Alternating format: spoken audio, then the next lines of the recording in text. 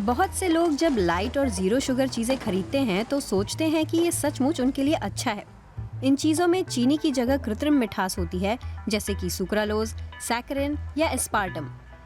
ये चीजें खाने में चीनी जैसी मीठी होती हैं, लेकिन इनमें कैलोरी बहुत कम होती है। मिशाइल विट्ज भी लंबे समय तक मीठे के लिए इन्हीं चीजों पर भरोसा करते रहे। उनका वजन 150 किलो था और उन्हें तुरंत वजन घटाने की जरूरत थी। कैलोरी कम करने के लिए उन्होंने घरेलू चीनी खाना बिल्कुल बंद कर दिया। हालांकि इन सारी कोशिशों के बाद भी उनका वजन कम नहीं हुआ। अगर आप सिर्फ हल्की चीजें खा रहे हैं जिनमें प्रमुख रूप से या वास्तव में चीनी और वसा नहीं है, और उसके बाद भी कुछ ना हो, तो आप खुद पर शक करने लगते हैं। ये 3-4 हफ्ते मदद करते हैं और उसके बाद कुछ नहीं, जो पूरी तरह निराश करने वाला है। न्यूट्रिशनल फिजिशियन माथियास रिडेल आए दिन ये कहानी सुनते हैं। ऐसे मामलों में उनकी राय स्पष्ट है। मीठी चीजें स्वस्थ तरीके से वजन घटाने में मदद नहीं करती, क्योंकि मीठा खाने की इच्छा बनी रहती है।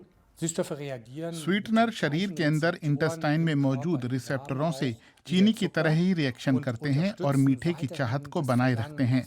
अगर मैं चीनी की जगह स्वीटनर रख दूं तो समस्या का एक बहुत छोटा सा हिस्सा ही हल होगा।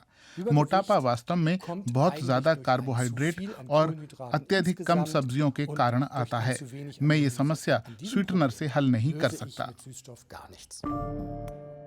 हाल ही में एक ब्रिटिश स्टडी ने इसकी संभावित व्याख्या की कि स्वीटनर क्यों बीमारियों के विकास को बढ़ावा दे सकता है। रिसर्चरों ने पेट्री डिश में कोशिकाओं के प्रयोग के जरिए ये दिखाया कि स्वीटनर इंटेस्टाइन में मौजूद कुछ बैक्टीरिया का चरित्र बदल सकते हैं। इन प्रयोगों से पता चला कि इंटेस्टाइन में मौजूद बैक्टीरिया स्वीटनर के साथ मिलकर इंटेस्टाइन की सुरक्षात्मक दीवार को पार करने में सफल हो जाते हैं। इसकी वजह से सूजन हो सकती है।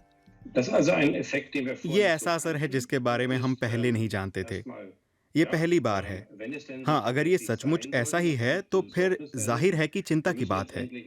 निश्चित रूप से हमें जब नए भोजन या फिर भोजन में शामिल पुरानी चीजों का दोबारा मूल्यांकन करना हो, तो इंटेस्टाइन और इंटेस्टाइनल बैक्टीरिया पर ज्यादा ध्यान देना होगा। हालांकि एक बेहद जरूरी बात यह है कि ये संदेह अभी शुरुआती है। रिसर्च में पता चला कि इंटेस्टाइन में बैक्टीरिया की विविधता लगातार स्वीटनर के इस्तेमाल से घट जाती है। सैमुअल हुबर ने भी आंत के माइक्रोबायोम पर अपनी रिसर्च के दौरान कुछ इसी तरह की बात देखी। कुछ लोगों में स्वीटनर लेने से माइक्रोबियोम बहुत खराब स्थिति में पहुंच जाते हैं, जिसका पूरे शरीर पर असर होता है। आंत का संतुलन और म्यूकोसा भी प्रभावित होते हैं, जिस तरह से हम चीनी जैसी दूसरी चीज लेते हैं। मिशाइल विट्ज के मामले में स्वीटनर गैस्ट्रोइंटेस्टाइनल समस्याओं का कारण बने।